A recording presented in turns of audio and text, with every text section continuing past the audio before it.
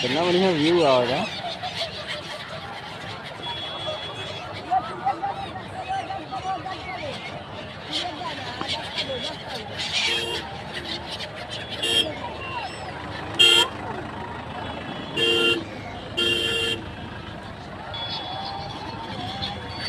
चला जाना है।